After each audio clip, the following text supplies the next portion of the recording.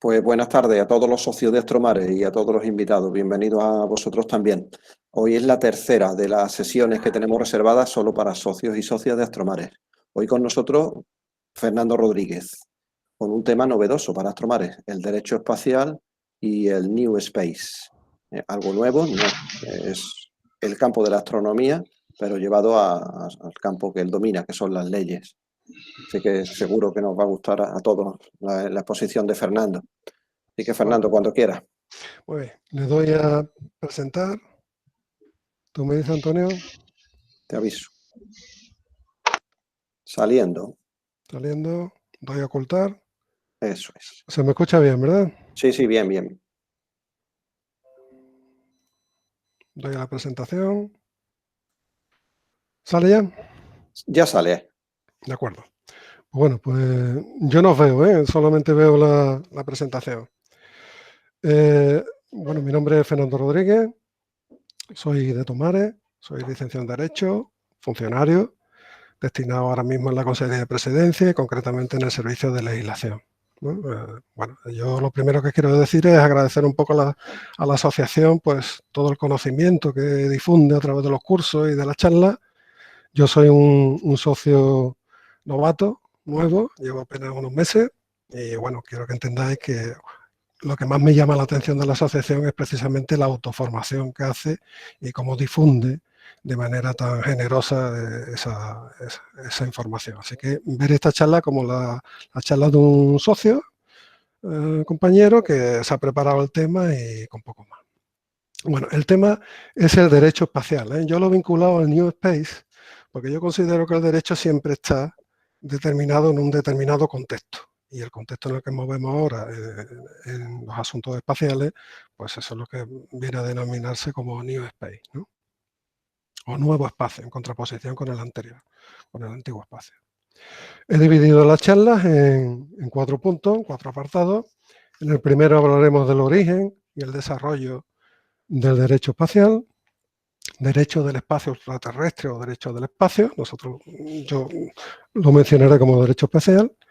A través de los tratados, en la segunda parte veremos el contenido de esos tratados, cuáles son esos principios rectores que incluye.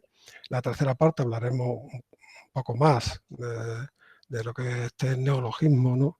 Que denominamos New Space, esta nueva situación, esta nueva era espacial, y qué cuestiones está planteando desde el punto de vista jurídico, evidentemente. Y en el cuarto punto, ya final, pues hablaremos de cuáles son las respuestas que está dando el derecho internacional actual a esos retos. Bueno, lo primero que tengo que deciros es que el espacio ultraterrestre jurídicamente no está definido. No está definido. Ningún tratado dice dónde empieza. Hay algunos países y la NASA, por ejemplo, pues entiende que podría ser la línea Kármán, ¿no? Aquella línea en la que la atmósfera es menos densa y no permitiría el vuelo de los aviones, ¿no? Pero es un criterio, quiero decir, internacionalmente no es pacífica la cosa, hay otras opciones. Por lo tanto, nos encontramos que realmente no sabemos dónde termina el espacio aéreo y dónde empieza el espacio ultraterrestre. Eso es importante porque, como veis, en el espacio aéreo se aplicaría al tema de las aeronaves y el derecho espacial se aplicaría pues, a los objetos que van al espacio. La razón es muy sencilla. En el espacio aéreo rige la soberanía nacional. O sea, se aplican las leyes del país, de cada país. En el espacio ultraterrestre regiría un régimen internacional de acceso libre. Por lo tanto, quizás esa sea la razón por la que no se ha definido todavía jurídicamente. Bueno, esta es una comedia de Netflix, se llama Air Force, es una parodia del ejército que creó en el 2019 Trump, la nueva fuerza militar espacial. Bueno, no es una serie así muy buena, pero tiene algunos puntos buenos, ¿no? Empieza la secuencia con un rover chino que pasa por encima de la bandera americana. Eso es un ultraje a la bandera que desde luego no se puede consentir y requiere venganza.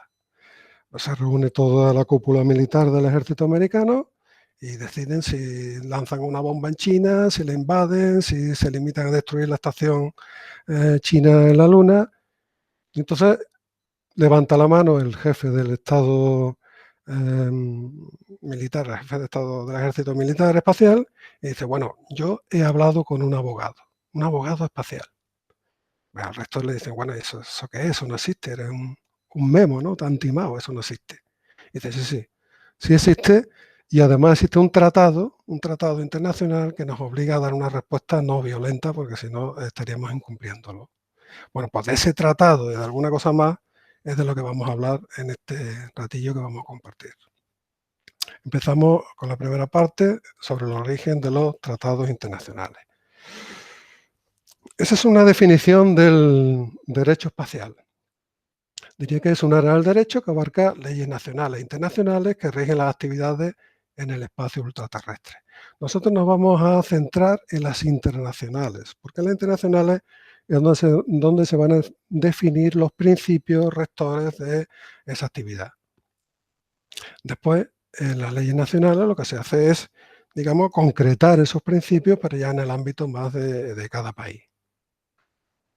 En cuanto a actividades en el espacio, pues estaremos de acuerdo que actividades hay muchísimas, de mucho tipo. Donde hay actividades, hay sujetos, y donde hay muchos sujetos, pues suele haber conflictos. Y para eso está el derecho, para prevenir los conflictos y para intentar resolverlos pacíficamente cuando los haya. Hay abogados espaciales. Ahí tenéis una información publicada en una web, en un despacho catalán. Sabéis que en Cataluña hay mucha movida con el tema del New Space.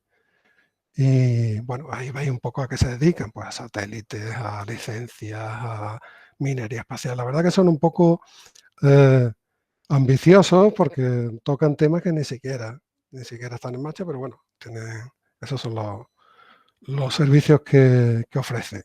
Me llama la atención dos de ellos. Fijaos que habla de inscripción de los registros de nacimiento y fallecimiento en el espacio. No creo que haya habido mucho nacimiento en el espacio, no creo que tenga mucha experiencia en este tema. Probablemente están pensando en las futuras colonias, ¿no?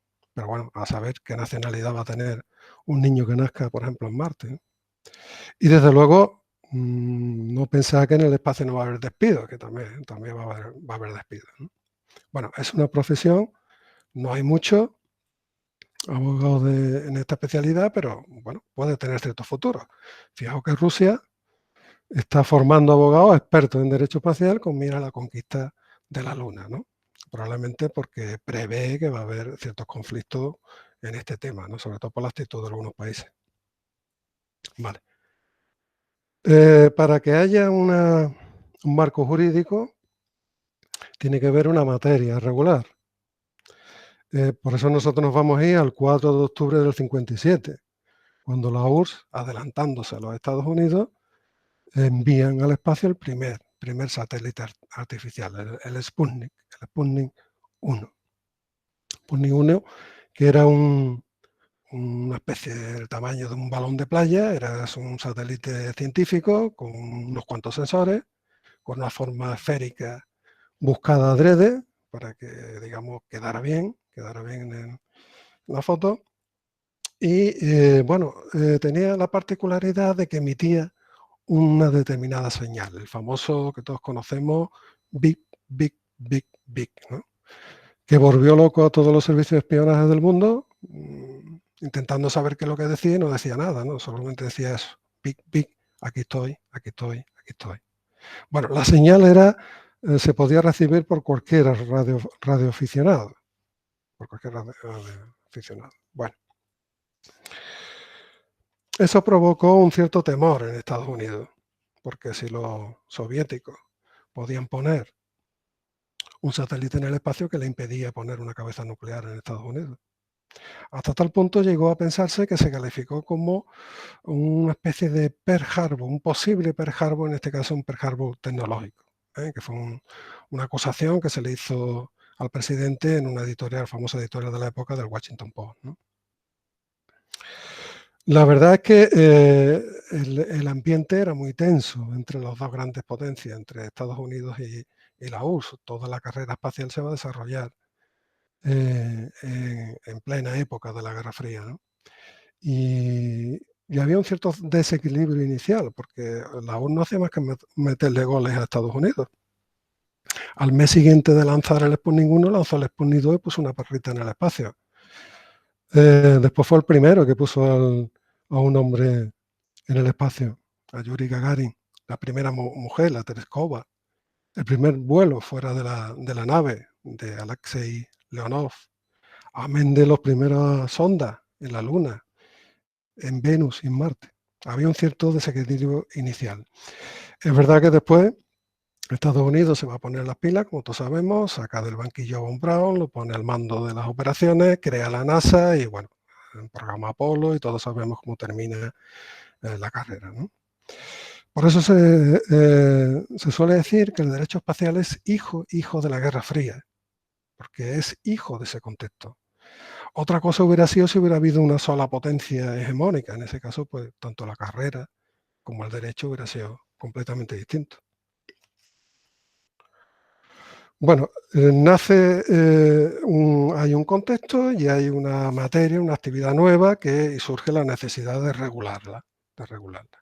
Las conversaciones se van a hacer en el seno de las Naciones Unidas, creada pues, un decenio y medio antes. Las Naciones Unidas va a actuar como normalmente se suele actuar cuando hay un problema. En las organizaciones se crea una comisión. Pues crea una comisión y además muy acertadamente porque la labor de esta comisión ha sido muy positiva a lo largo del tiempo.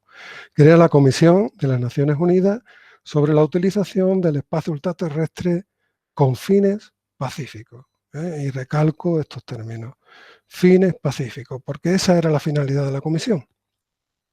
El que las actividades en ese mundo nuevo que se abría se realizaran de forma pacífica. Nadie quería repetir los errores, nadie quería repetir como lo dice de una manera muy hermosa la Carta de las Naciones Unidas, dice hay que preservar a las generaciones futuras del flagelo de la guerra, ¿no? Bueno, esa era la finalidad y podemos decir que lo ha conseguido, porque en este tiempo es verdad que ha habido presencia militar en el espacio, pero no se ha convertido en un campo de batalla, no ha sido un escenario de conflicto militar. Bueno, la comisión tiene dos subcomisiones, una de asuntos científicos y otra de asuntos jurídicos.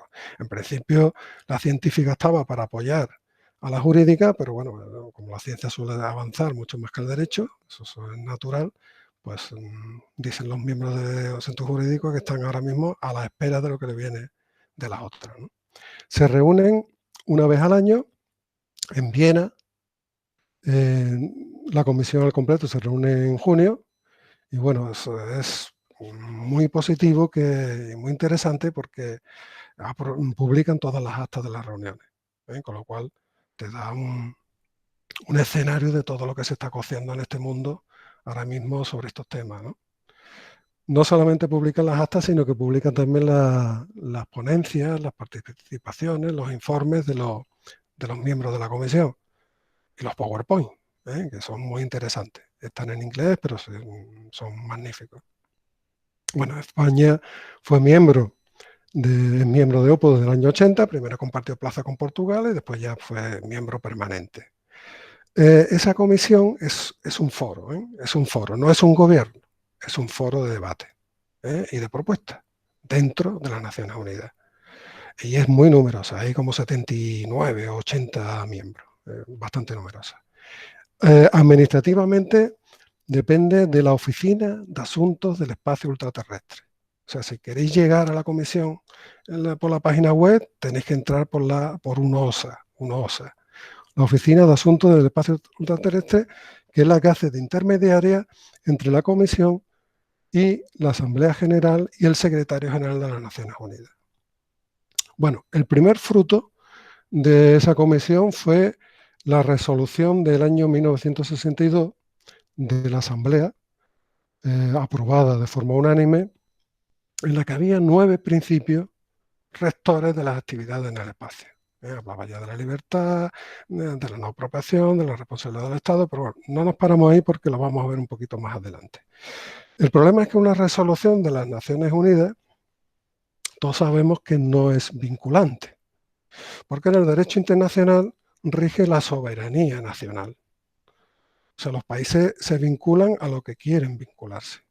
Y para que un país se sienta vinculado jurídicamente, tiene que ser a través de un tratado que sea firmado y después ratificado en cada país. Bueno, 9 años después, en el año 66, fue aprobado en el 66 y entró en vigor en el 67, se aprobó el Tratado sobre los principios que deben regir las actividades de los estados en la exploración y utilización del espacio, incluso la Luna y otros cuerpos celestes. Bueno, ese tratado, también denominado en forma más corta como Tratado del Espacio, esa es la Constitución del espacio. Para que nos hagamos una idea. Ahí es donde se recogen los principios que hay que aplicar en cualquier otro tipo de acuerdo, de contrato. El Tratado del Espacio es el núcleo del derecho espacial. Consagra los principios que hablamos antes y los desarrolla. Ha sido ratificado por 129 países, todos los grandes, por supuesto. Estamos hablando de una ratificación amplia, porque hablamos de casi los miembros de las Naciones Unidas son alrededor de 200. Y esta oficina de asuntos del espacio la que se encarga de supervisar su aplicación. Sí, bueno, ahí tenéis en la foto de la izquierda la firma, se firmó en 3 sitios, en Londres, en Moscú y en Washington. Hubo 2 proyectos, uno americano, uno ruso, y bueno, el resultado final fue un consenso entre ellos, entre los dos. Podemos imaginar que el resto de los que firmaron pues se limitaron a eso, prácticamente a firmar. Ese tratado, si me preguntáis, ¿se aplica a los que no lo han ratificado? Pues en este caso sí, porque el tratado tiene tanta implantación y tiene un reconocimiento de eficacia jurídica que se considera costumbre internacional, ¿no? La costumbre es una fuente del derecho junto a la ley. Ese tratado no ha sido nunca modificado, pero sí ha sido desarrollado por otros 4 tratados. El Acuerdo del Salvamento, el de Responsabilidad Internacional, el Convenio de los Registros de Objetos y el problemático, el patito feo, el Acuerdo sobre la Luna. Este es un tratado que no se ha aplicado ni creemos que se vaya a aplicar. Incluso ha sido repudiado por algunos de los países que lo han firmado. Y ahora veremos por las razones que sea. Todo ello, por las razones que son, todos ellos forman lo que se llama el corpus iuris spatialis, el cuerpo jurídico del espacio. Este es el núcleo de todo el derecho espacial. Bueno, ahí tenéis la secuencia cronológica, como veis en un espacio relativamente corto, 12 años, pues se aprobaron los 5 tratados. ¿Y qué ha pasado a partir de los años 80? El último tratado fue del 79, pues que ya las Naciones Unidas no ha firmado ningún tratado, no ha propuesto ningún tratado, sino lo que se han dictado son resoluciones. Como sabemos que son resoluciones, que son recomendaciones, que se aplican de buena fe por parte de estos, pero que jurídicamente no son vinculantes. Además, ha dictado directrices y guías de buenas prácticas, lo que se llama...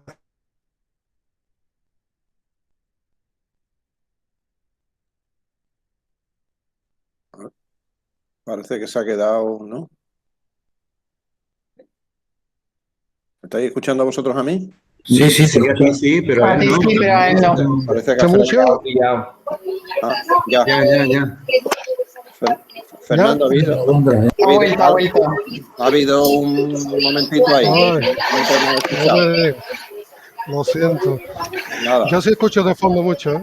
Sí, José Manuel, silencia tu micrófono. Gracias. Entonces, sigue, Fernando, ha sido un momentito que se ha quedado con vuelvo. el que oíamos. ¿Había escuchado esta Los diapositiva? últimos 20 segundos. Empiezas Bueno, desde esta diapositiva, por ejemplo. Empiezas desde esta diapositiva. esta sí la visteis, ¿no? ¿Esta sí, esta sí. Y la siguiente también el principio, hablando que son resoluciones, bueno, que son recomendaciones. son recomendaciones, no son jurídicamente vinculantes. Hay algunas otras directrices, hay guías de buenas prácticas también. Y bueno, estas son las 4 resoluciones que ha aprobado la Asamblea General. Una sobre satélite, teleobservación, el uso de la energía nuclear y sobre cooperación internacional. Me paro en la tercera, en la de energía nuclear, porque en la última charla de David, él planteó las dificultades que hay para usar la energía nuclear, si no me equivoco, en los viajes a Marte. Creo que lo citó. Bueno, yo he leído la resolución y realmente la resolución no prohíbe el uso de la energía nuclear. Sí es verdad que pone una serie de requisitos, de cortapisas, de cautela, de precauciones, pero no prohíbe el uso de energía nuclear. Lo que sí está prohibido es el uso de armas nucleares, porque eso sí, el tratado sí es muy exigente en ese tema, pero no el uso de la energía nuclear, ¿no? Pues sí, para tranquilizar un poco a David que eso. Bueno, ya hemos visto la estructura. Me seguís escuchando, ¿verdad? Sí, te estamos escuchando bien, Fernando, sí. Vale, yo como veo solamente la pantalla, no, un poco. ya, pero eso es así. El que expone no ve a los demás, pero a ti Un poco sí te raro. escuchamos. Sí, es raro, parece que le estás hablando a una pantalla, parece que hablas tú solo, pero no. Sí. Estamos Bueno, todos aquí. ¿vamos bien de ritmo? Vale. Sí, perfecto. Bueno, vamos a ver, ya hemos visto la estructura del derecho, ahora vamos a ver la chicha, lo que hay dentro. ¿Cuáles son esos principios que contienen esos tratados? Lo más importante y lo más relevante. El primero que nos vamos a encontrar es el que dice que la exploración y utilización del espacio debe hacerse en provecho y en interés de todos los países. E incumbe a toda la humanidad. Claro, eso, si me preguntáis cómo se hace eso, pues estoy escuchando de fondo algo. Si me preguntáis cómo eso, pues no está regulado. Y como no está regulado, no sé si eso se refiere al acceso al conocimiento, al acceso a la tecnología, en favor de países menos desarrollados. Realmente es un artículo muy criticado porque no concreta mucho, no está desarrollado y esto al final pues no deja de ser un brindis al sol de los que hay mucho en los diferentes tratados. Llamo la atención sobre la utilización de estos 2 términos, exploración y utilización, pero no habla de explotación, no habla de explotación de los recursos. Por supuesto, no habla de las posibles actividades comerciales que puedan realizarse. Esa es una laguna que tiene el Tratado del Espacio que va a dar más de un quebradero de cabeza porque os imaginaréis que eso está ahora mismo encima de la mesa. Es, digamos, el tema, la explotación de los recursos, el tema estrella que hay ahora mismo en el debate. El segundo que nos encontramos es la libertad de acceso. El espacio se configura como un espacio abierto. O sea, todos los estados pueden acudir a él, al espacio, siempre que tengan los recursos económicos, los recursos tecnológicos necesarios, pues. Y además no necesita que nadie lo autorice. Es un derecho de acceso libre, Ni siquiera la comisión que hablamos, tiene por qué darle permiso. Bueno, nos preguntaríamos, ¿y una entidad privada tiene acceso al espacio? Pues una entidad privada también lo tiene. En este caso sí va a requerir una autorización, un permiso, un régimen de licencia por parte del Estado. Por una simple razón, porque los daños a terceros que realicen esa actividad privada, en primera instancia, quien responde es el Estado de lanzamiento. ¿Podría Astrotomar enviar un satélite? Pues claro que podría, evidentemente podría enviarlo. Y conociendo a Antonio y se anima, ya eso sale para adelante. Bueno, aquí tenéis una foto curiosa que encontré, iba buscando otra, pero me encontré esta que es de José Luis Torres. José Luis Torres se le llamaba el Von Braun español. Era un tío de Almería, muy curioso, y que bueno, que me pareció esta noticia, me pareció simpática, ¿no? Mandó a través de un cohete, pues un pobre ratón, ¿no? Bueno, como imagen ilustrativa de que el acceso es libre. Otro principio que recogen los tratados y que es fundamental y que está ahora mismo también en el debate, como podéis imaginar, es el principio de no apropiación. El espacio, la Luna y otros cuerpos celestes no pueden ser objeto de apropiación nacional, ni por reivindicación, ni porque se use, ni porque se ocupe, ni de ninguna otra manera. El espacio es un bien de todos, es un bien de todos. Entonces, ¿cómo interpretar la bandera de Estados Unidos puesta por Aldrin? Por Aldrin, yo creí que era por Armstrong, pero Armstrong que llevaba la máquina de fotos, por lo visto. Por Aldrin en la Luna, pues como un acto simbólico, no tiene mayor repercusión. Eso es lo que se denomina una especie de trofeo de cima, ¿no? Decir, aquí estuve yo y fue el primero, pero nada más. Tampoco puede entenderse como una reivindicación esta noticia, que apareció no hace mucho, que Venus es un planeta ruso, ¿no? Según el jefe de la agencia Roscosmos. No, Venus, si aplicamos los tratados, Venus no puede ser un planeta ruso, ni aunque fueran ellos los que llegaron los primeros, ¿no? ¿Y qué pasa con los asentamientos, con las futuras colonias? Primero en la Luna y después esperemos en Marte, pues que podrán usar el terreno, podrán estar, podrán gestionar los recursos, ya veremos, y lo que no podrán decir nunca es esto es mío, ¿eh? Porque esto no es así, según lo que establecen los tratados. Y quiero poner en valor este principio, ¿no? Porque fijaos de dónde venimos, ¿no? En los años 50, pues todavía había un afán colonizador, ¿no? Venimos de una época colonizadora donde las potencias se repartían los nuevos terrenos, ¿no? O sea que aquí el derecho espacial pues fue un derecho innovador, ¿no? Innovador y rupturista. ¿Quién es nuestro amigo Dennis Hope? Pues Dennis Hope es un espabilado. Es un señor que entiende que los tratados, una interpretación errónea, entiende que los tratados pues vinculan a los estados, que efectivamente los vinculan, pero que no vinculan a los particulares, ¿eh? Entonces él elevó consultas a las agencias y el gobierno de Estados Unidos no encontró respuesta de ninguno de ellos, ninguno lo tomarían en serio y empezó a vender parcelas en la Luna. Las escribió amparándose en unas antiguas leyes del Far West, del lejano oeste, ¿no? Hay algunos estados americanos que todavía la mantienen, en la que uno puede inscribir como propia tierras que no tengan dueño, aunque no haya puesto el pie en ellas, ¿eh? Pues parando en esas leyes, montó este negocio de venta de parcelas.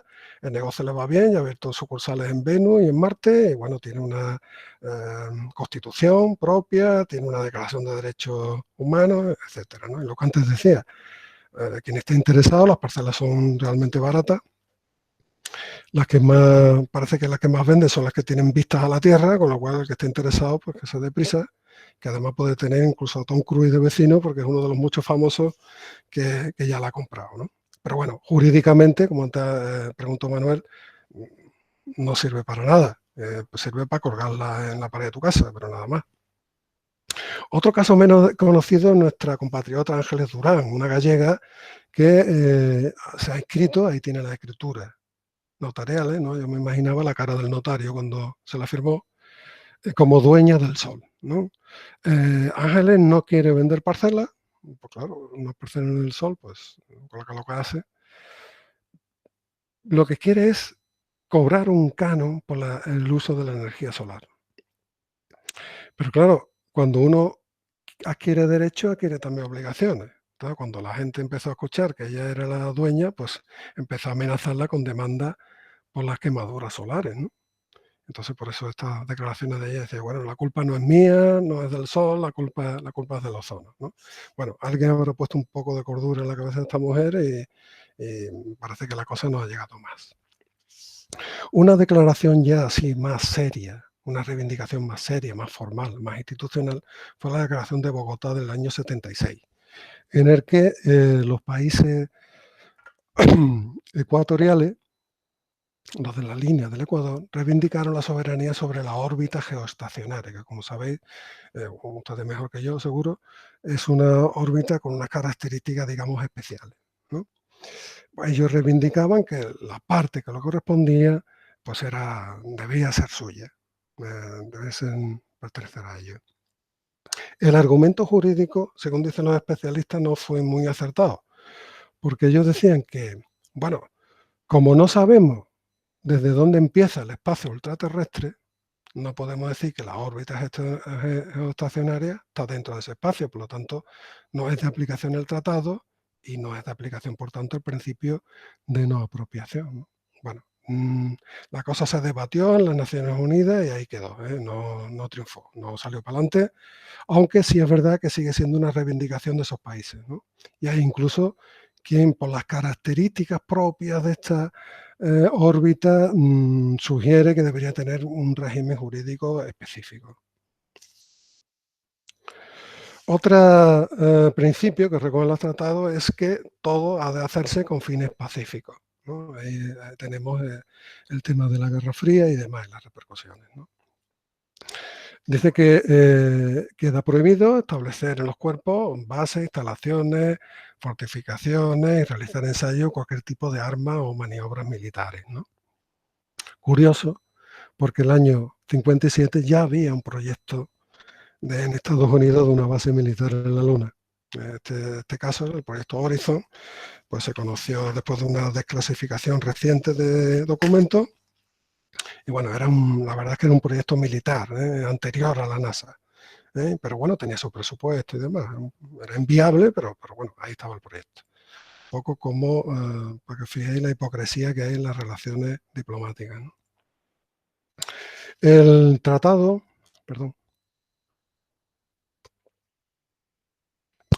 también prohíbe el uso de armas nucleares.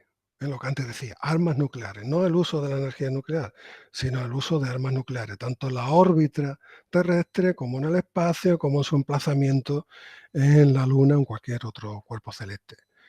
De armas nucleares y de armas de destrucción masiva.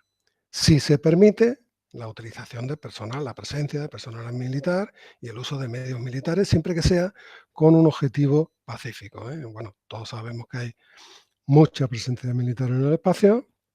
El otro día leí que incluso, no sé si el dato es real, que prácticamente casi la mitad de los satélites tienen finalidades de alguna u otra manera militares.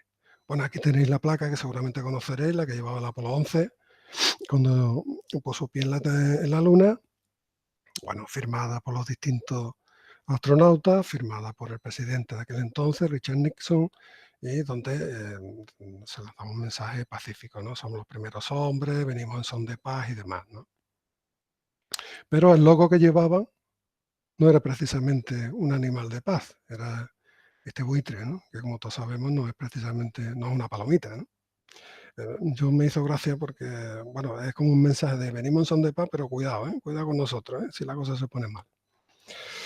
Bueno, tenéis una viñeta ahí de Kino, de Mafalda, donde está viendo la televisión con su padre, recibe la noticia, se da la noticia de la firma del tratado y sale cabreada, ¿no? Siempre que estaba medio cabreada, y sale al balcón y dice, suertudos, ¿no? Suertudos, ¿no? Porque no era lo habitual, en la Tierra no era ese clima, el clima que había en la Tierra era un clima de tensión y de amenaza constante, amenaza nuclear constante, ¿no? Bueno, ¿qué pasa con los astronautas? Los astronautas se consideran enviados de la humanidad. Enviados de la humanidad. Eso no significa ni que lleven un mensaje especial, ni que puedan firmar un acuerdo con otras civilizaciones que puedan. No tiene nada que ver. Es una cosa más mundana. Tiene que ver con el Convenio de Ginebra. Convenio de Ginebra cuando habla de los prisioneros de guerra. Sabes que cuando se captura un prisionero de guerra tienen un estatus que hay que respetar, hay que alimentarlo, hay que mantenerlo, no se le puede torturar, etcétera, etcétera. Pero ¿qué pasa si un astronauta estadounidense en plena Guerra Fría cae en la Unión Soviética? Pues que dos países que nunca han estado en guerra, formalmente no estaban en guerra, no se le aplicaría ese régimen, se podría considerar un espía. Y el trato a un espía es distinto al trato a un prisionero de guerra, como todos sabemos. Como le ocurrió en el famoso incidente del U-2, que seguramente conoceréis, en el año 60, ¿no? Donde se derribó, en este caso, un avión espía y se capturó al piloto. Y fue un incidente internacional de primera magnitud, donde los Estados Unidos, además, quedaron muy mal porque en principio lo negaron y después la URSS, que tenía el piloto capturado, pues lo enseñó y demás, ¿no? Sí. Bueno, para evitar eso se crea esta figura, la figura del enviado de la humanidad que obliga a prestar la ayuda, ya que sean devueltos con seguridad y con presteza, sin demora, y que se informe de cualquier peligro que pueda acechar a su vida. La jurisdicción y el control.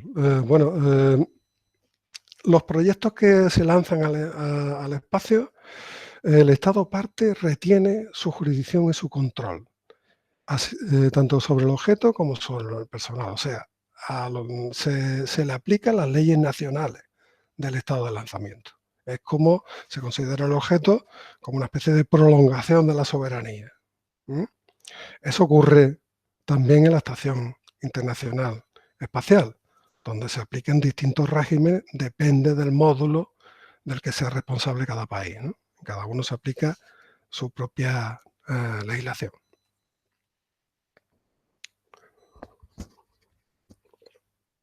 ¿Qué pasa si se te caen los restos de un objeto en el patio de tu casa? Pues tienes que llamar al ayuntamiento, a la Guardia Civil, lo que quieras, porque eso hay que devolvérselo a su legítimo dueño, al estado de lanzamiento.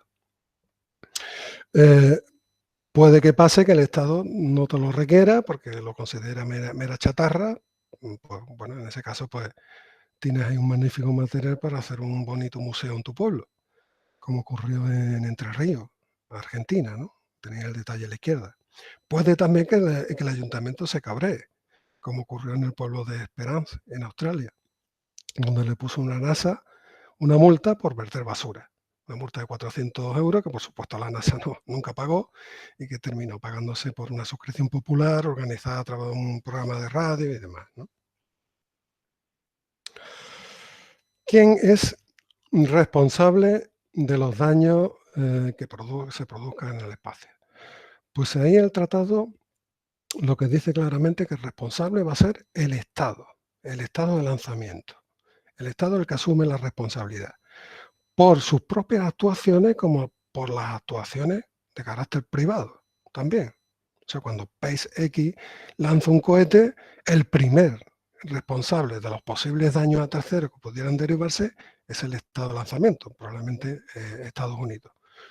Otra cosa es que después el Estado repercuta los costes en esa entidad, pero el que primero responde es el Estado. Por eso las actividades privadas van a requerir un régimen de autorización y supervisión continua. Pues claro, va a ser el Estado el que responda primero. Estamos hablando de responsabilidad por daño a terceros, a terceros, no a los nacionales ni a los que participen en las operaciones. Suele citarse como ejemplo paradigmático este incidente, esta caída del satélite Cosmos 954 en el 1978, que cayó en Canadá, tenía cierta carga nuclear que contaminó toda la zona donde cayó. El gobierno de Canadá se hizo cargo de la limpieza, de la recogida, y después pues, le pidió una indemnización a la Unión Soviética de 6 millones de dólares de aquella época, una buena cantidad. Al final se llegó al acuerdo de indemnizar con la mitad, con 3 millones. Otro caso distinto que se suele citar, es la colisión entre dos satélites, uno americano y uno ruso, en el año 2009. En este caso no se establecieron reclamaciones diplomáticas, todo esto se hace, por supuesto, por la vía diplomática, porque el satélite americano tenía un seguro que cubría los gastos. Y el satélite ruso, pues la Federación Rusa decía que era un satélite abandonado, que era ingobernable. No sé si he tocado algo. No. ¿Me escucha bien, Antonio? ¿Se me escucha? Sí, se te está oyendo bien. Es que a lo mejor has escuchado un pitido por un mensaje en el chat. Ah, bien, perdón. De José María, que dice que el que choca por atrás es el que tiene la culpa. Sí. Es el que tiene que pagar. Pero claro, aquí es muy difícil demostrar quién es. El concepto Claro. de culpa en el espacio es muy... Se salta un stop, pues ya se sabe. Precisamente ese fue el argumento de la Federación Rusa, que dijo que su satélite era ingobernable porque estaba abandonado y por lo tanto el que tenía la responsabilidad de evitar el choque era el americano, que estaba en activo, ¿no? Total, que ahí la cosa no trascendió y quedó en nada. No conocemos víctimas humanas. El único caso que yo he encontrado ha sido el de Lottie Williams, que la mujer iba dando un paseo por el parque y le cayó un trozo de metal en el hombro y probablemente fuera de un cohete. Bueno, no parece que hubiera indemnización por medio porque los sustos no se indemnizan, lo que se indemniza es el daño real. Y en este caso parece que no hubo nada más, ¿no? La mujer se guardó el trozo como un bonito recuerdo y poco más, ¿no? Sí hubo bajas en el reino animal, ¿eh? Es el caso de esta vaca cubana en el año 60. Los trozos de un cohete americano cayeron con la mala suerte que acabaron con la vida de este animal. Y claro, se puso en marcha un incidente diplomático, ¿no? Ahí Fidel Castro no iba a dejar pasar la oportunidad y hubo un bonito cruce de declaraciones, ¿no? Lo calificó como cruel atentado y violación del espacio aéreo cubano, ¿no? Se organizaron manifestaciones, ahí tenéis la foto delante de la embajada americana en La Habana, con un cartel que no se ve bien, pero que pone Eisenhower, asesinaste a una de mis hermanas, ¿no? Podemos decir que era la voluntad de la vaca, ¿no? Y el que estuvo sembrado y cerró el tema fue el director de la CIA en aquel entonces, que dijo fue la primera y última vez que se utilizó un satélite en la producción de carne picada, ¿no? Bueno, con ese humor anglosajón, ¿no? Bueno, esto que veis aquí es el registro de objetos lanzados que gestiona la UNOOSA, la Oficina de Asuntos del Espacio de las Naciones Unidas. Los estados tienen la obligación de incluir esa información, mandar la información a este registro. Y bueno, es un registro público, de acceso libre. Bueno, ahí tenéis que se puede filtrar la información, además se puede filtrar por varios parámetros, tanto por estado como si está registrado la ONU o no. Veis aquí algunos ejemplos que todavía no están registrados, porque esos son muy recientes, y se ve que tienen conocimiento del lanzamiento, pero no tienen todos los datos. El estado en el que se encuentra, si están en órbita o no, las instalaciones de lanzamiento, el año, en fin, y además es de acceso libre, ¿eh? Yo con los datos descargados me hice este gráfico básico con los datos desde el 57, desde el Sputnik hasta el 2019, que eran los últimos datos globalizados que tenían, y como veis, llama la atención el salto cuantitativo que hay de objetos en el espacio, ¿no? Esto, aquí algo tiene que decir nuestro amigo Elon Musk, tiene algo que ver con el proyecto Starlink y con las macroconstelaciones de satélites que están enviando, ¿no? Se supone que en el 2020 pues irá igual o más, ¿no? España tiene registrado 28 objetos en el espacio. Podríamos tener 29 si nuestro maravilloso satélite Ingenio hubiera llegado a buen destino, pero no fue así. De esos 28, 25 están en órbita. Se han lanzamientos distintos.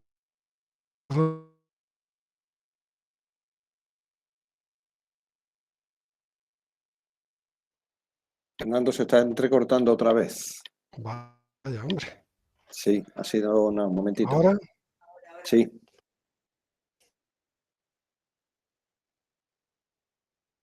Fernando, no es culpa tuya, es de la conexión tuya. Sí. Vaya. Te vas a tener que salir.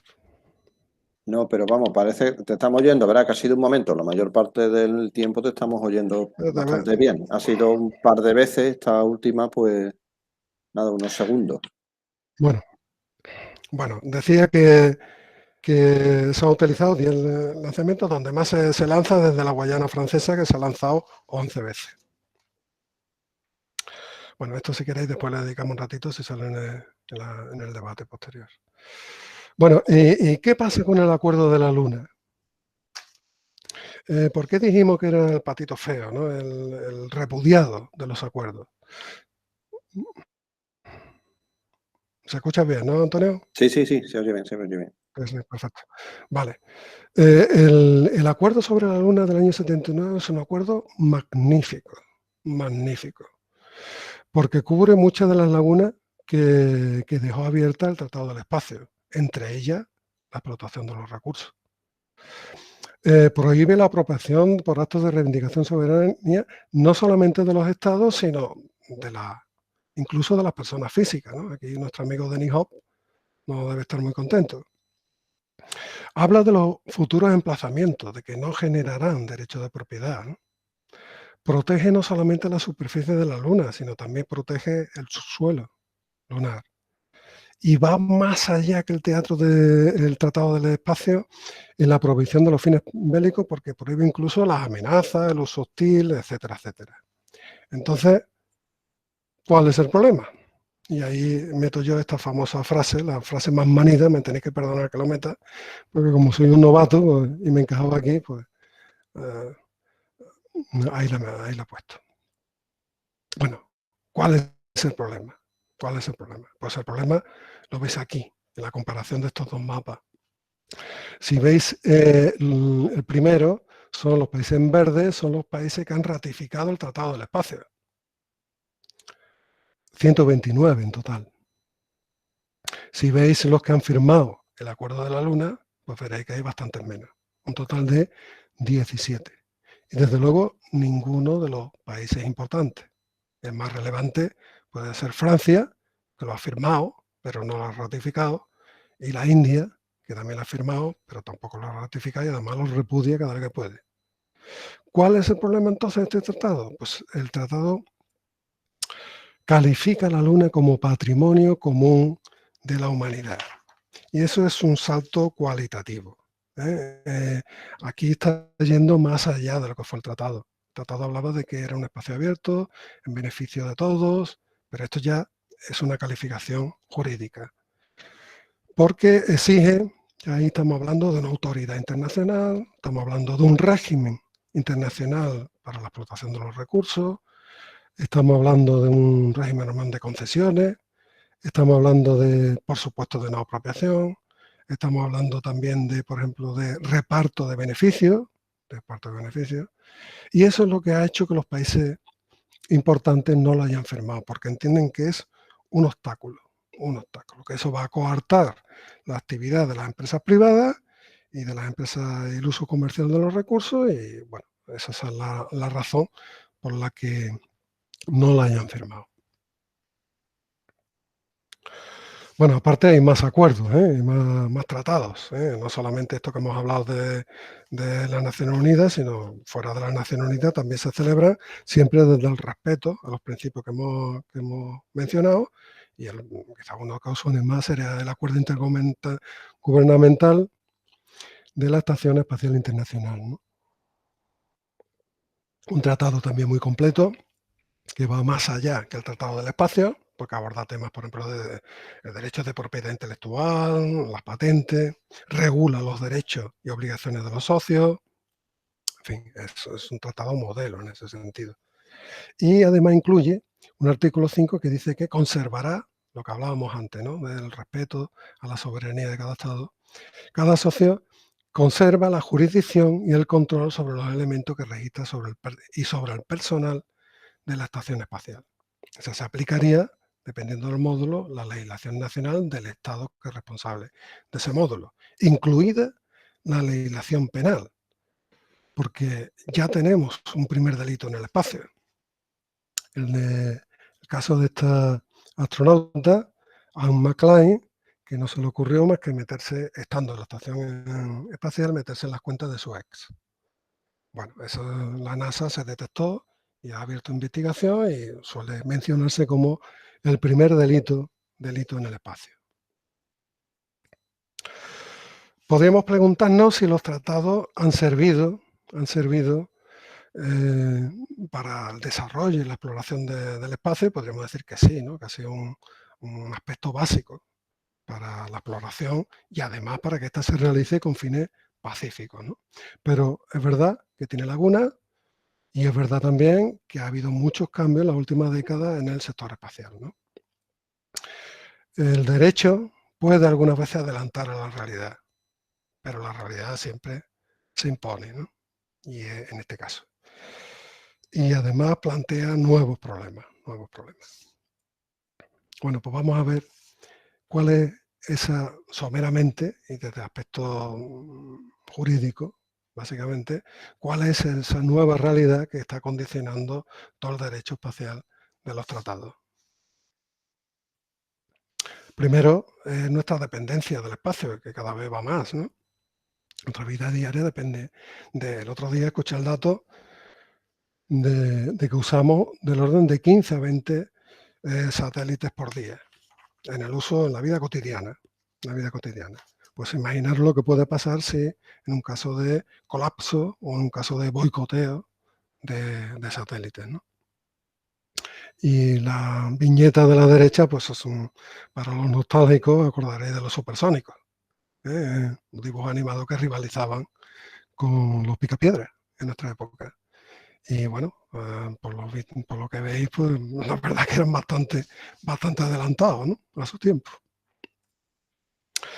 Un segundo punto sería el uso de las tecnologías revolucionarias, ¿no? Yo pongo solamente esos dos ejemplos, vosotros conoceréis muchos más, pero básicamente estos dos, ¿no? El otro día, bueno, creo que fue ayer, cuando se lanzó un lanzador de SpaceX que se lanzaba por octava vez, ¿no? Por octava vez. Yo he visto una foto de algunos y prácticamente la estructura que estaba renegría ya, ¿no? del uso, ¿no? Pues eso evidentemente supone un ahorro de coste increíble, ¿no? Como los satélites, los nanosatélites, con la tecnología CubeSat, de prácticamente un cubo de Rubik, y que algunas empresas te están ofertando ya mandarla al espacio por un coste de $500.000, ¿no? Bueno, evidentemente hay una reducción de costes, que eso ha ayudado a una especie de democratización del espacio. Ya no solamente hay dos actores principales, Estados Unidos y Rusia, sino que ya tenemos que hablar de China, tenemos que hablar de Japón, tenemos que hablar de Europa, tenemos que hablar de Emiratos Árabes Unidos, ¿no? Y por abajo, en los países más pequeños, pues podemos encontrar pues, que países como Bután, Nigeria, Bolivia, que tienen intereses ya espaciales. Donde hay muchos actores, pues hay muchos conflictos, y donde hay conflictos hay choque de intereses, y ese es el campo del derecho, ¿no? Hay incluso actores civiles, ¿no? Porque, por ejemplo, pone la noticia del satélite que se estrelló, ¿no? De Israel, que pudo haber sido el cuarto país en llegar a la Luna, ¿no? Y además era una iniciativa totalmente civil, con financiación totalmente privada. Bueno, hay Cataluña que tiene pensado, en fin, lanzar en marzo un satélite de Kazajistán. Yo creo que es desde Japón, ¿eh? Yo creo que me he equivocado aquí. Y un ecosistema de empresas privadas increíble, ¿no? Ahí tenéis las más famosas, desde Blue Origin, SpaceX, pero bueno, ahí la verdad que en este momento es la iniciativa privada la que está dando un nuevo impulso a esta nueva era espacial. Hay también nuevos negocios. Bueno, os señalo el turismo espacial con la foto, mira qué contento está, de Denis Tito, el considerado el primer turista espacial, ¿no? Que el primero que se le subió a la Estación Espacial Internacional. Pero hay empresas como Virgin Galactic, de Richard Branson, que te ofertan un vuelo suborbital por apenas $250.000. Bueno, hay otra famosa empresa, Axiom Space, que tiene previsto para el año 2022 una primera misión privada a la Estación Espacial Internacional, una primera misión totalmente privada, financiada por 3 multimillonarios que han puesto cada uno por subir a la estación 55 millones de dólares, y comandada por un comandante, un astronauta español, Díaz Alegría, aquel astronauta español que era español, hablaba español, pero con un acento tejano cerrado. Bueno, eso nos va a plantear muchas dudas jurídicas, porque podríamos considerar al turista espacial como un enviado de la humanidad. Pues evidentemente no, porque no representa ningún estado, ni realiza ninguna actividad profesional, ni nada, ¿no? Bueno, pues probablemente haya que regular un régimen jurídico parecido al de los pasajeros en los aviones, ¿no? O algo así. Bueno, ahí tenéis la foto. Yo no lo sabía, pero de un astronauta estadounidense que se subió los palos de golf y jugó al golf en la Luna, ¿no? Podríamos haberlo considerado realmente el primer turista espacial. El tema de las colonias, ¿qué nos plantea los asentamientos? Las colonias, pues nos plantea que ahí va a haber que regular la convivencia en ellas, ¿no? Y ya tenemos algún anticipo de cuáles son las intenciones, ¿no? Tenemos a nuestro amigo Elon Musk, que en un contrato, los contratos de los satélites, estos de la, ¿cómo se llama? Starship, Starlink, sí, Starlink, ¿no? Starlink. Ha metido una cláusula donde no se ha cortado un pelo, ¿no? Dice que ningún gobierno con sede de la Tierra tiene autoridad o soberanía sobre las actividades marcianas, ¿no? Elon Musk ha declarado, y además lo ha dicho más de una vez, a Marte como un planeta libre de las leyes de la Tierra. Va a plantear, va a ser un debate curioso, ¿Qué nacionalidad va a tener, por ejemplo, el primer nacido en Marte? Esta es la joya de la corona. Para mí es el tema de debate ahora mismo, por las repercusiones que va a tener. Esa nueva especie de fiebre del oro que se está abriendo es la búsqueda de recursos en el espacio, en concreto los minerales y agua, tanto la Luna como los asteroides, ¿no? Hice una consulta en esta página web, Asteran, de cuáles eran los más valiosos. Ellos suelen hacer una estimación del posible beneficio que se podía generar, y bueno, como veis, las cantidades son astronómicas. Hay mucho dinero en juego. Y la gente ya está empezando, como veis aquí, a echar sus cuentas a ver si conviene o no conviene. Es posible que esto no es a corto plazo, porque no tenemos, por supuesto, la tecnología necesaria todavía, pero esto a medio y largo plazo, desde luego, es un tema que va. Y hay varias empresas interesadas, ¿no? Ahí tenéis Planetary Resources, que tiene a Google detrás, que está interesada en las tierras raras. Sabéis que las tierras raras, el monopolio de la tierra la tiene China, que tiene prácticamente el 90 y tanto % de todas las reservas. Tenéis a DIA Space, también estadounidense, que está más interesada en el agua en la Luna y su posible uso como combustible. Esta es la de las famosas gasolineras estelares. Y tenéis Asteroides Min, que es del Reino Unido, que tiene como finalidad la explotación de los minerales en los asteroides, ¿no? ¿Cuál es el problema? Pues lo que comentamos antes, que el tratado no habla de este tema. El tratado guarda silencio. Sí lo menciona el Tratado de la Luna, pero claro, el Tratado de la Luna no lo ha firmado nadie. Con lo cual hay. Y las empresas requieren que este tema se regule cuanto antes. Porque es necesario hacer inversiones de mucha cantidad, y las empresas lo que reclaman es seguridad jurídica.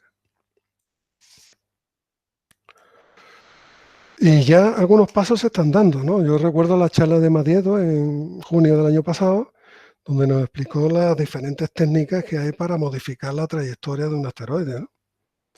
Para acercarla a un determinado sitio, no sé, a una estación, o cerca de la Luna, o cerca de un sitio donde pueda ser fácil la explotación, y las agencias tampoco están quietas, ¿eh? Las agencias están enviando misiones, en principio científicas, pero bueno, se están analizando las muestras y las composiciones, ¿no?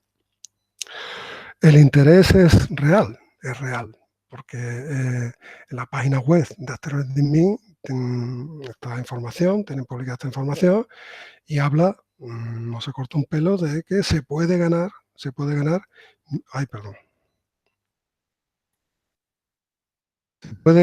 miles de veces el PIB total de la Tierra.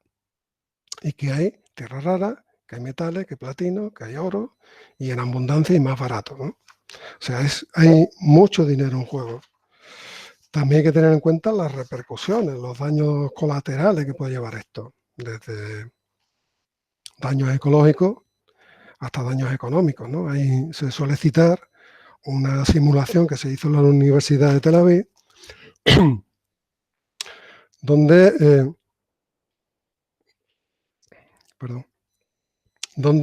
demostraba que el primer cargamento de oro que se recibiera automáticamente suponía la devaluación del precio del oro al 50%.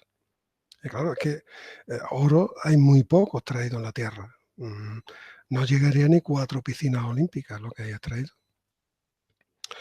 Bueno, Neil deGrasse dijo esta frase publicada en las redes, en el que el primer trillonario de la historia sería la persona que explota los recursos naturales de los asteroides, y ya hay algún candidato a hacerlo. Todo esto es lo que configura lo que hemos llamado ese neologismo de New Space, esa nueva era espacial, ¿no?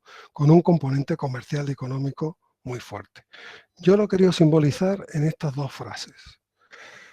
Esta es la que dijo Kennedy cuando anunciaba el programa Apolo, y famosa, una de las famosas que tiene él: elegimos ir a la Luna en esta década no porque sea fácil, sino porque es difícil. O sea, tiene un trasfondo, un reto de país, que con todo un país detrás, y que le permitió movilizar muchísimos recursos. Esta es la declaración de un CEO de una industria minera en la presentación de su proyecto en Las Vegas, sacada de un documental, ¿eh? Y dice: no vamos a la Luna porque sea fácil, sino porque es rentable, ¿no? Para mí estas dos frases simbolizan el cambio del antiguo espacio al nuevo espacio, ¿no? Ese componente comercial y económico que se ha implantado y que realmente es el que está siendo motor de esta nueva era a la que asistimos, ¿no? También ha cambiado los sujetos, ¿eh? Aquí tenemos a von Braun, aristócrata alemán, con pasado nazi, comandante de la SS, que se entregó al final de la Segunda Guerra a los americanos y que terminó siendo el padre de todo el programa espacial americano y el principal valedor de que llegásemos a la Luna. Aquí tenemos un personaje, para mí personalmente más atractivo, que es Sergei Kolarev, un científico ruso traicionado por su propio científico, por su propio socio, que se chupó 8 años en un gulag por esa denuncia, que cuando lo sacaron del gulag, lo dejaron de patitas en la calle y se tuvo que atravesar la Unión Soviética a pie y en tren, que adquirió enfermedades que al final lo iban a llevar a la muerte, y que terminó convirtiéndose en el padre de toda la industria, todo el programa espacial soviético. Nadie supo de su cara hasta que murió, ¿eh? Ni de su nombre. Todo el mundo se dirigía a él como el diseñador jefe. Es una figura para mí apasionante. Y aquí tenemos a la sonrisa del espacio, a Yuri Gagarin. Dicen que lo seleccionaron precisamente por eso, por la sonrisa, porque el otro finalista fue Titov. Titov tenía un semblante más serio. Y bueno, pensaban que Gagarin daba mejor imagen. Si la cosa funcionaba y salía bien, pues daría mejor imagen. Y aquí a la derecha pues tenemos los nuevos señores del espacio, los aspirantes a trillonarios, a Elon Musk, a Branson y a Jeff Bezos, el dueño de Amazon. Bueno, no les niego su mérito, son realmente impulsores de esta nueva era, pero yo personalmente, no sé qué pensaréis ustedes, yo me sigo quedando con los sujetos de la parte izquierda. Hay problemas que hay que resolver, ya voy acelerando un poquito, como el tema de la saturación de las órbitas. Hay una directriz de la Comisión del Espacio en el que recomienda que los satélites pues, mantengan una cierta carga de combustible para que aquellos que están en las órbitas geoestacionarias, ¿no?, puedan desviarse hacia una órbita cementerio, y aquellos que están en las órbitas bajas pues puedan o bien destruirse, reintegrarse a la atmósfera y destruirse, o bien caer en este punto Nemo, ¿no? Punto Nemo. Una de las secuencias de los problemas de la saturación, consecuencia de la saturación, es la contaminación lumínica, ¿no? Aquí tenemos una foto publicada por un colega vuestro, Daniel López, del Cielo de Canarias, donde ves, bueno, pues echa una foto de un cometa y ves cómo interfieren en las imágenes los satélites Starlink, ¿no? Quiero decir que aquí me llamó la atención porque es el único punto donde no he encontrado una cierta actitud crítica, ¿no? En el resto de las cosas que están pasando no se encuentra mucha crítica. Hay como una especie de dejar hacer, ¿no? Quizás, bueno, va la cosa para adelante a ver dónde nos lleva esto, sin ningún espíritu crítico. Y nos estamos jugando mucho, realmente nos estamos jugando mucho. Quizás sea difícil entender todo lo que está pasando, porque es muy complejo y porque quizás nos falta una visión global. Pero bueno, faltaría eso, un poco de espíritu crítico con lo que está pasando. Que no tiene por qué ser malo, pero puede ser bueno también, pero eso. Bueno, otra consecuencia de la saturación, desde luego, es la basura espacial. Aquí tenéis esta página web donde uno pincha y te da el dato del satélite del que proviene. Realmente aquí están monitorizados unos 40.000 cuando se supone que hay casi 500.000 trozos dando vueltas por ahí, ¿no? Aquí tenéis una cosa verdaderamente espeluznante, que es un impacto en la Estación Espacial Internacional fotografiado por un astronauta, ¿no? Y realmente el peligro es el llamado síndrome de Kessler, ¿no? El que haya una reacción en cascada, un accidente en cascada y en cadena, ¿no? Yo me acuerdo de la escena de Gravity, de la película Gravity, la película de Sandra Bullock, no sé si os acordaréis, habréis visto esa película. Bueno, y hay otro tema es la militarización del espacio, ¿no? Siempre ha habido presencia militar en el espacio, pero aquí estamos hablando de un salto cualitativo y cuantitativo. Ya estamos hablando de presencia real de los ejércitos, ¿no? ¿Por qué? Porque en el espacio hay mucho dinero invertido y hay que proteger esos activos. ¿De quién? De las posibles amenazas de otros países con otros intereses. Ya sabemos que todos los países importantes tienen tecnología para destruir satélites. Bueno, aquí tenéis una foto detrás creando esa fuerza espacial desligada de la Fuerza Aérea que creó en el año 1999 y que el presidente actual parece que la va a seguir manteniendo el proyecto. Y esto es un ejercicio visual, para ver cuáles son las diferencias entre el logo del Ejército Espacial Americano y el logo de Star Trek. Como veréis, asombrosamente parecido. No solamente lo está haciendo Estados Unidos, sino que Francia ya ha anunciado la creación de un comando militar, Japón también ha anunciado la creación de un ejército para el aire, España también lo ha anunciado. Estamos en el proceso de pasar de un ejército del aire a un ejército del aire y del espacio, dicho por el GEMAT, por el jefe de Estado Mayor. Conociéndonos, probablemente como habrá poco dinero y poca dotación de medios, pues el soldado del ejército del aire, pues en vez de hacer una cosa, pues terminará haciendo las dos, ¿no? Bueno, hay que decir también que el GEMAT es el que ha cesado por ponerse la vacuna antes de tiempo. Y bueno, incluso Netflix, ¿no? Con esta comedia que os hablé al principio, ¿no? Con Pay 4, que es una parodia del ejército americano. Bueno, ahí realmente, aquí lo importante es que hasta ahora no ha habido un conflicto militar en el espacio, pero eso no es garantía de que lo pueda haber en el futuro. Y es inquietante aumenta la presencia. Bueno, vamos terminando ya. Vamos viendo cómo desde el derecho espacial se va a dar respuesta a esos nuevos retos que plantea este nuevo New Space en el que hemos hablado. Y yo lo he dividido en tres vertientes. Hay quien defiende que los viejos tratados siguen siendo válidos y que siguen dando respuesta a todas las cuestiones que se están planteando en la actualidad. Hay quien, liderado por Estados Unidos, está realizando una nueva regulación al margen de Naciones Unidas, siempre respetando los tratados, pero realmente en el fondo no es así. Y también una respuesta desde el propio seno de la ONU a través de COPUS, y a partir de una respuesta no unilateral, sino una respuesta multilateral. El primer palo que se le dio al tratado, la primera bomba en la línea de flotación, fue la ley americana del año 2015, la ley de competitividad en asuntos espaciales de la administración Obama, conocida más brevemente como Space Act o Ley del Espacio. ¿Cuál es el problema? El problema es que esa ley tiene un título cuarto que habla de la minería de asteroides y que sería aplicable también a la Luna porque Estados Unidos no ha firmado el Tratado de la Luna. Y ahí especifica que cualquier ciudadano estadounidense puede perfectamente explotar los recursos de un esto, puede poseerlo, puede usarlo, puede transportarlo y puede venderlo, comercializarlo, los recursos que haya obtenido en un asteroide.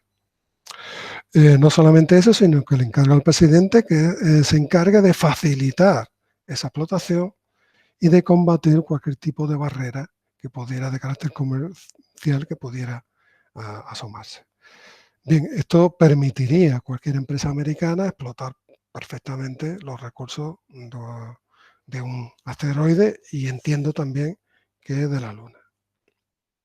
El siguiente paso lo dio Trump con su orden ejecutiva. Esto ya no es una ley, esto es lo que aquí equivaldría a un decreto de gobierno en el año 2020, donde especifica que los estadounidenses tienen derecho a participar en la explotación comercial, a la recuperación y el uso, de conformidad y en la línea de la Space Act, de la ley del espacio que antes comentamos.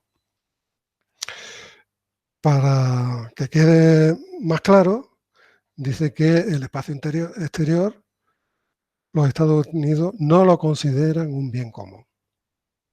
Y además, recuerda que el Estados Unidos no es parte del Acuerdo de la Luna, ni nunca lo va a consentir como una costumbre internacional.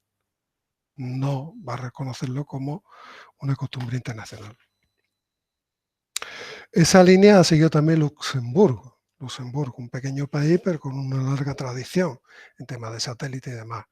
La ley de Luxemburgo es una ley de minería espacial y permite no solamente a las empresas estadounidenses, sino a todas las empresas, simplemente con que tengan ni siquiera una sede social en Luxemburgo, sino una oficina comercial. Teniendo una oficina, pues digamos, la ley de minería espacial de Luxemburgo le daría cobertura a cualquier actividad. Claro, me preguntaré, ¿y esto no contradice el Tratado del Espacio? Pues yo entiendo que sí, pero no es pacífico, no es pacífico. Aquí tenéis un informe del Instituto de Derecho Internacional, donde dice, bueno, más o menos dice, como el tratado no dice nada, no lo prohíbe, pues no está explícitamente prohibido, pues mientras se cumplan las demás obligaciones no es contrario al tratado, ¿no? Como veis, ahí está el debate jurídico.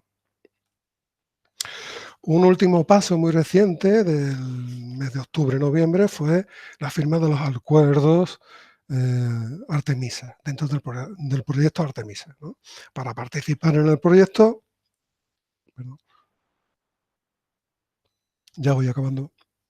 Para participar en el proyecto Artemisa hay que firmar los acuerdos Artemisa, que son considerados por la NASA como normas de comportamiento que todas las naciones pueden aceptar, una especie de norma de comportamiento de los socios en los distintos proyectos, ¿no? Se persigue pues, que no haya conflictividad entre ellos, se recoge la posibilidad de la explotación de los recursos a los que se les consideran, además, fundamentales para el proyecto, y se crea esta figura de zona segura. Una zona segura es una zona de uso exclusivo de cada misión, de cada país. Y con la idea de que no se generen conflictos entre ellos. Parece una cosa interesante, pero no todo el mundo está de acuerdo, ¿eh? Rusia se opone, no lo firma ni lo dice que lo vaya a firmar. Es más, lo considera papel mojado, porque eso es un acuerdo que favorece muchísimo a Estados Unidos y lo considera perjudicial para sus intereses, y de sus misiones, desde luego, no van a respetar estos acuerdos. China también se ha manifestado también contra, aunque sabe que China no podría firmarlo porque las leyes americanas prohíben la firma de acuerdos con China en la actualidad. Bueno, ¿y qué hace Naciones Unidas ante este, digamos, intento de que las leyes americanas se conviertan en el paradigma para su aplicación? Pues las Naciones Unidas hablan y siguen hablando. De momento, lo que se ha constituido es un grupo de trabajo para que estudie las posibilidades de gobernanza de los recursos espaciales y que, bueno, ahora mismo ya publica un primer trabajo, una especie de recopilación de propuestas y de consultas, y bueno, la idea sería que de este grupo de trabajo o de otro que pudiera surgir un régimen internacional que se pudiera plasmar en un nuevo tratado internacional. Yo comparto la opinión de Sergio Marquiso, dice que, bueno, sin excluir formas de utilización, evidentemente, porque hay que respetar la explotación de esos recursos y el uso comercial de esos recursos, pero no deben explotarse en beneficio exclusivo de grandes empresas, sino tomando en cuenta el interés general de la humanidad, en el sentido que señala tanto el Tratado del Espacio como el Tratado de la Luna, ¿no? Que habla del bien común de la humanidad y su aprovechamiento equitativo. Y siguiendo también a Juan Manuel de Farameñán, pues que nos advierte del peligro que supone para el equilibrio ecológico, la explotación de los recursos y para el equilibrio socioeconómico del planeta, ¿no? Y llama la atención sobre el beneficio moderado para la empresa privada. Juan Manuel de Farameñán es quizás el mayor experto que tengamos en España sobre estos temas. Yo he podido contactar con él, me ha recomendado alguna lectura, y una de sus discípulas, Carmen Muñoz, que es catedrática de Derecho Internacional de la Universidad de Jaén, se ha ofrecido, si se viera interesante en el futuro, este tema, para dar una charla aquí en la asociación si lo viéramos necesario. Bueno, Juan Manuel Farameñán habla de una organización internacional, una futura organización internacional del espacio. Esa es la propuesta que él defiende.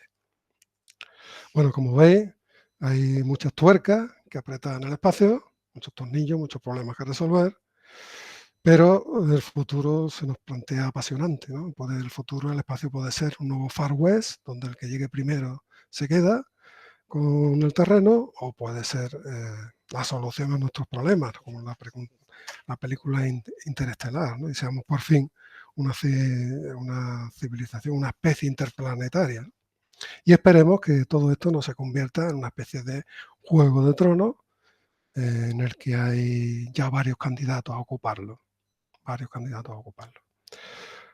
Así que muchísimas gracias por la atención y espero, bueno, haber resuelto alguna duda y haber incitado algún interés por el tema. Así que muchísimas gracias. Muchas gracias a ti. Fernando, muy bien. Muy bien. Muy buena, Fernando. Muy buena la charla. Sí. Muy bien, bueno, fantástico. Muy buena. Estupendo, Fernando. Las expectativas nuestras eran altas y después de escucharte las has superado, las expectativas que tenías. Hemos aprendido muchas cosas, como tú dices, y nos has dejado con muchas otras inquietudes también. Lo que hemos visto es una panorámica general, desde luego. Ya digo que si hay interés en el tema en el futuro, podemos plantearnos incluso la presencia de esta persona que se nos ha brindado. Pues yo creo que sí, que puede ser muy interesante. Y ya sería una charla de más nivel, efectivamente, no de iniciación. Bueno, pero sí, pero en fin, que yo lo veo bastante interesante contar con esa persona, sin duda. Muy bien, pues muchísimas gracias, hombre. Me alegro de que os haya gustado. Preguntas, Bueno, seguro que hay. o opiniones, porque yo Opiniones. no sé mucho más de lo que he dicho, no creáis. Yo mucho me temo que los mismos males que hay en la Tierra y la legislación y las faltas de acuerdo, pues se van a llevar al espacio, que no va a haber ese acuerdo de todas las... Si no lo ha habido nunca a lo largo de la historia, difícilmente vamos a llegar a ese acuerdo de todos. O sea, Hombre, lo ideal, sobre todo en este tema del uso de los recursos, es que hubiera, pues, lo que propone Framiñán, ¿no? Una organización internacional del espacio y un régimen jurídico internacional de explotación. No un régimen pactado con la NASA y con los socios, no, sino fruto de la cooperación internacional y que la explotación fuera en beneficio de todos, ¿no? Sin coartar la iniciativa, lógicamente, pero que verdaderamente fuera en beneficio de todos, ¿no? No solamente de las grandes empresas ni de los estados más fuertes, ¿no? Fernando, yo creo que perdón, Juan, tenemos una pregunta ahí de Manolo y luego tú, Juan, ¿vale? Primero Vale. Manolo Jiménez. Vale, no, yo lo único que veo es que eso de repartir los beneficios me parece utópico. La verdad es que lo veo utópico, porque vamos a ver, está claro que eso antes de obtener beneficios hay que hacer gastos. Claro. Entonces, los beneficios los va a querer el que ha puesto dinero, el que ha puesto gastos para esos beneficios. No se va a llevar beneficio a alguien que no ha puesto gastos. Entonces, yo eso de repartir los beneficios lo veo utópico, la verdad, lo veo utópico. Eso lo que va a hacer es lo que hace siempre, o sea, que el rico explote porque tiene dinero para hacer esos gastos y luego pues el dinero repercuta en él y que el dinero llama al dinero y que el rico sea cada vez más rico y el pobre cada vez más pobre. Porque no se va a repartir, el que ha invertido no va a decir, bueno, yo voy a gastar y ahora le voy a dar dinero al que no ha invertido, ¿eso cómo es? Yo eso lo veo. Bueno, pero fíjate, Manuel, a qué futuro nos aboca eso. Ya. Y bueno, ya hay precedentes, ¿eh? Ya hay precedentes, hay un precedente que es el régimen de los fondos marinos, donde hay una autoridad y un régimen de concesiones, etcétera, ¿no? Y claro, hombre, evidentemente hay que respetar el que hace la inversión, pero los recursos que están ahí en el espacio llevan miles de años, ¿eh? Para que se... Y no deberían ser de nadie, deberían ser de todos, o en beneficio de todos, respetando, como tú dices, las inversiones, pero hay formas de organizar eso. Juan. No, yo voy un poco en la misma línea que decía Manolo. Yo lo que veo es muy difícil, porque mientras que el Estado o los estados son los que han puesto, digamos, dinero para todo el logro espacial que tenemos ahora mismo, cuando pasa a manos privadas, ahí lo tenemos el ejemplo de Starlink, o sea, con toda la galaxia de satélites que se van a montar para tener unas comunicaciones que veremos al final si son o no rentables, y sean ellos los que manden, difícilmente los beneficios podrán llegar a los más necesitados. O sea, porque dejarlo en manos de las empresas, yo creo que será un error garrafal. Mientras que sean los estados, sí se puede hacer, digamos, un uso compartido a través de un organismo de las Naciones Unidas o similares, pero dejarlo en las empresas privadas, pues ahí tenéis Amazon, dentro de nada, aquí no queda, digamos, un repartidor que no tenga, digamos, la sonrisa de Amazon en la frente. No sé, hay que reconocer que esta nueva era espacial que se está abriendo tiene detrás el empuje y la iniciativa privada, ¿no? Eso es así. Pero por seguir con el tema del reparto de los beneficios, yo creo que puede establecerse el régimen de concesiones y hay mecanismos y fórmulas para que eso redunde no solamente en beneficio de unos pocos.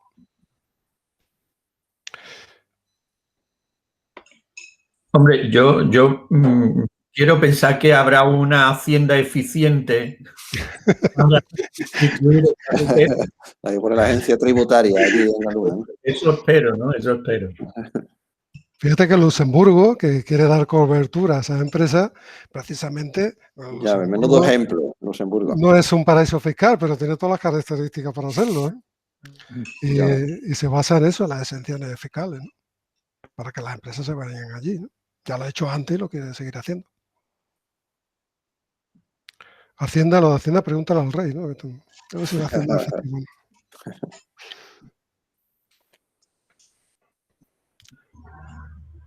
Bueno, yo, si no hay preguntas, había un tema que quería preguntar, si realmente, yo antes planteaba, no hay un espíritu crítico sobre este tema.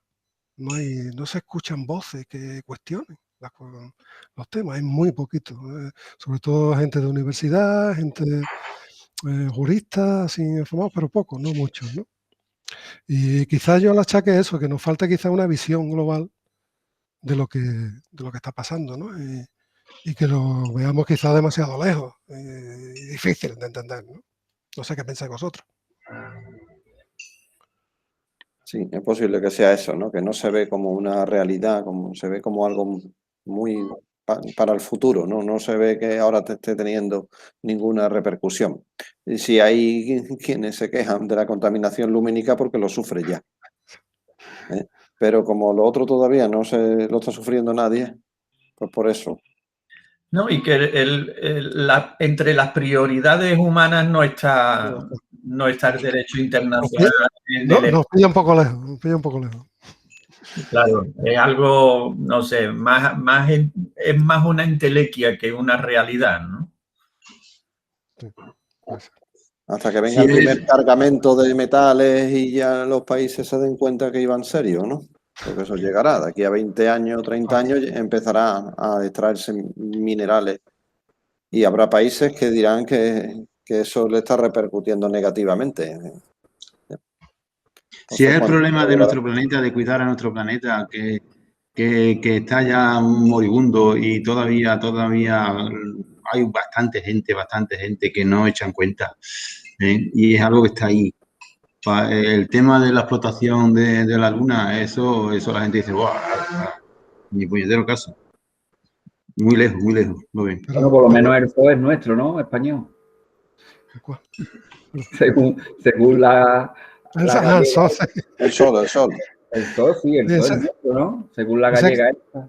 Quería repartir los beneficios. Decía que una parte para ella, otra para el Estado español. No, el Estado ya lo paga. Y otra para los pobres. No lo cobraba el canon. Ya ves. Ella se encargó de cobrar el canon. Por eso digo que, o sea por la gallega, o sea por el Estado español, el sol es nuestro. De Andalucía, el sol es de Andalucía, hombre. Igual una forma de socializar. En Galicia no hay sol. Ojalá. Igual una forma de socializar el oro es traer algún cargamento de la Luna, ¿no? Efectivamente. Hace que el oro sea más asequible al resto de la población. Entonces ya no tiene valor, ya no tiene tanto valor. Claro, dejaría de tener tanto valor, pero los amantes de lo brillante dorado lo pasarían bien. Pero se utilizaría otro metal en lugar del oro. Cuando el oro ya sea abundante, ya el oro no tiene valor. Entonces, si el que escasea es el platino o es el que sea, pues ese es el que tendría valor. Yo creo que si empezamos a traer minerales de fuera, lo realmente valioso será la arena de Conil.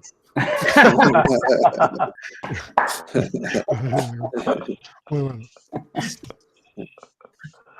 Va a ser lo más escaso que hay. Hombre, yo recuerdo a un comercial que nos visitó ya hace tiempo de esto de Motorola, era un gerifalta aquí en España, decía que los móviles no dejan de ser arena de playa reciclada. Para aquello del silicio, no sé si lo entendéis. Sí. Muy bien, ¿hay una pregunta más? ¿Algún comentario, alguna opinión? Bueno, pues sí, vamos terminando, si os parece. Fernando, muchísimas gracias. Sé que te has preparado, que le has dedicado un tiempo a esto Hemos aprendido mucho contigo, seguro que tú también al tener que buscar y documentarte, pues también de camino pues aprendemos preparándola. Claro, claro. Y bueno, darte muchas las gracias por la sesión de Pues hoy. gracias a vosotros por la labor que hacéis y por el conocimiento que La labor difundís. que hacemos, Fernando. Esto Gracias. Astromares lo hacemos entre todos. Y la siguiente charla para socios, si no hay otra, la siguiente que está prevista el día 22, pensando en nuestros astrofotógrafos, como un homenaje a ellos y a todos que nos gusta de una manera o de otra la astrofotografía, pues tenemos quizás al mejor astrofotógrafo del mundo. Lo dice mucha gente, no lo digo yo. Juan Carlos Casado. El día 22 estará con nosotros en Astromare. Hemos hecho un esfuerzo y a través de David Galadí hemos conseguido el contacto y la respuesta nos debe dejar orgullosos a todos. Ha dicho sí porque ha visto que esto es una asociación que tiene mucha actividad y que le ha encantado ver la actividad y cómo generosamente explicamos lo poquito que sabemos. Entonces se ha prestado a venir con nosotros. Lo tendremos el día 22 de marzo. Para abril pues ya podemos invitar alguno más en esta charla para socios. Y Pablo está preparando una que eso será para el mes de mayo, la que está preparando Pablo. Es muy interesante también, no os adelanto mucho, algunos ya lo sabéis, pero Pablo está preparando una muy interesante también para todos los socios de Astromares. Bueno, pues si os parece, nos vamos despidiendo y nos vemos el miércoles como siempre y el viernes en el local, que estamos un ratito. Bueno, hasta luego. Gracias, Fernando. Gracias.